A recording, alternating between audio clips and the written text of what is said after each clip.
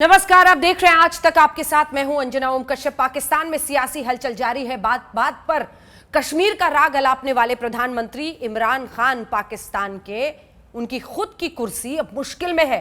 फौज ने इमरान को सत्ता छोड़ने का हुक्म सुना दिया है, जिसके बाद पाकिस्तान का विपक्ष इमरान सरकार के खिलाफ अविश्वास प्रस्ताव लाने की तैयारी कर रहा है। यह प्रस्ताव शुक्रवार को ही लाया जाना था, लेकिन अब सोमवार को पेश किया जाएगा। मुमकिन है कि अविश्वास प्रस्ताव पर वोटिंग अगले हफ्ते ही हो जाए। आइए देखिए ये रिपोर्ट, जिसके बाद हम करेंगे चर्चा की शुरुआत। कई खास मेहमान पाकिस्तान से हमारे साथ जुड़ेंगे। और आइए अब आपका परिचय उन खास मेहमानों से करा दें जो हमारे साथ चर्चा में शामिल होंगे। अब्दुल समद साहब, अब्दुल समद याकूब प्रवक्ता है पीटीआई के, इमरान खान की पार्टी के। उमर अल्ताफ पत्रकार के तौर पर जुड़ रहे हैं हमारे साथ। इरशाद खान जो कि नेता है पीएमएल-एन के, वो हमारे साथ जुड़ गए। आरजू काजमी वरिष्ठ पत्रकार जुड़ गई हैं।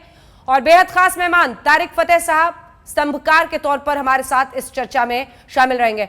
अब्दुल जी, आपके साथ मैं शुरुआत करना चाहती हूं। बड़ी मुश्किलों में घिर गए हैं। अभी तक जो जहर उगलते थे, जो इस्लामोफोबिया का कार्ड पूरे विश्व के सामने खेलते थे, मुझे लगता है कई प्रधानमंत्री हुए पाकिस्तान के, लेकिन जिस तरह से जहर भारत के खिलाफ उगला इमरान खान ने, आज बड़ी मुश्किलों में घिरे हुए हैं। आज ऐसा लगता है जैसे आर्मी ने साथ छोड़ दिया है और विपक्ष को बड़ा मौका मिल गया है।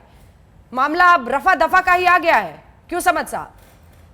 देखिए, आप मिक्स कर रही हैं आप चीज़ों को, इस्लामोफोबिया के हवाले से तो सक्सेस हमारी ये है कि 15 मार्च डिक्लेयर कर दिया यूनाइटेड नेशन ने कि इस्लामोफोबिया के दिन के तौर पे ऊपर मनाया जाएगा। आप पॉलिटिकल कोई इशू की बात करें या पॉलिटिकल उसकी बात करें तो चलो समझ में आती है। समझे नहीं, अगर आप समझ साहब आप समझे नहीं। मैं कह रही थी, मेरा इशारा था कि अभी तक तो सेना के हवाले से कठपुतली की तरह नाच रहे थे इमरान खान।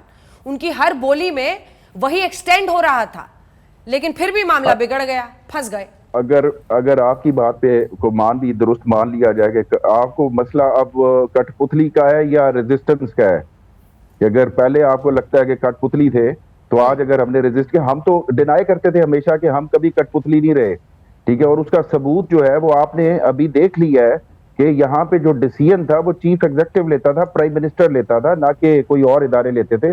इदारे उनके नीचे काम करते हैं। क्या हो गया? आर्मी ने ऐसे क्यों छोड़ दिया? कठपुतली की सारे धागों को ऐसे क्यों छोड़ दिया अचानक सेना ने?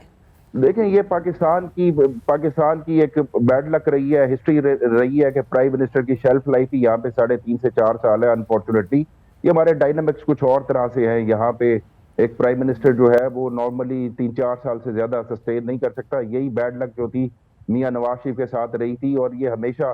लेकिन इसमें एक अच्छी बात यह है कि पॉलिटिकली हम इतना मैच्योर जरूर हुए हैं कि पहले जो मियां साहब की जो गवर्नमेंट थी 2 बार, वो तो 2 साल, 2.25 साल तक सस्टेन कर पाई, और बेनजीर की गवर्नमेंट भी इसी तरह 2.25 साल। लेकिन अब कम से कम हम ये कह सकते हैं कि पिछले 20 सालों से जो सिस्टम है वो इंटैक्ट है। असेंबली जो पार्लियामेंट है वो 5 साल पूरे करती है। तो एक पॉलिटिकल टर्मोइल भी है, पॉलिटिकल एक कॉन्स्टिट्यूशनल फ्रेमवर्क में रहते हुए अगर ऑपोजिशन पार्टीज पूरा कर रही हैं, और अगर आपको ये लगता है कि इनके ऊपर किसी और का हाथ है तो वो अपने ही है, वो भी जिनका हाथ है वो भी अपने हैं, को गैर नहीं है। चलिए ठीक है, तारिक फतेह साहब आपसे एक रिएक्शन सबसे पहले। ऐसी नौबत क्यों आ गई इमरान खान पर सर? देखिए, एक तो प्योर इनकॉम्पिटेंस जो और आम आदमी की जो परेशानियां हैं वो बढ़ गई। एक्सपेक्टेशंस इन्होंने बहुत ज़्यादा दी कि नया पाकिस्तान और रियासत मदीना होगा और सब कुछ होगा, लेकिन वही पुराना तरीका जो अयूब खान के ज़माने से भुट्टो साहब के साथ मिलके उन्होंने 10 साल हुकूमत की। तो पाकिस्तान में तो इलेक्शन कभी सिवाय 1970 के कोई रिप्रेजेंटेटिव इलेक्शन हुआ ही नहीं है। वो एक था जिसमें शेख मुजीब को प्राइम मिनिस्टर बनना था और भुट्टो साहब ने वो नहीं होने दिया और पाकिस्तान टूट गया। अब ये है कि देखिए, वो स्पीकर जो है एक एस्टीम पोजीशन होती है उसकी दुनिया की हर पार्लियामेंट के अंदर जो है। यहाँ स्पीकर ने सेशन कैंसिल कर दिया और उसको पोस्टपोन कर दिया जो नो कॉन्फिडेंस मोशन का था, literally as if he is a domestic servant of the prime minister और the army। जो भी चक्कर चला रहे हैं, ये तो हम सबको पता है कि the Pakistan military plays its card।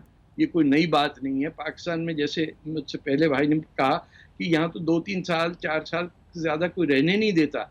अब ये this is not a desirable situation, लेकिन बदनसीबी पाकिस्तान की ये है कि कोई लेवल का आदमी ट्रस्टवर्दी नहीं रहा। ये जिस तरह पोस्टपोन हुआ है कि साहब वोटिंग होनी है फ्राइडे को, उन्होंने स्पीकर ने बिल्कुल घरेलू नौकर की तरह चेंज कर दी डेट और आगे बढ़ा दी।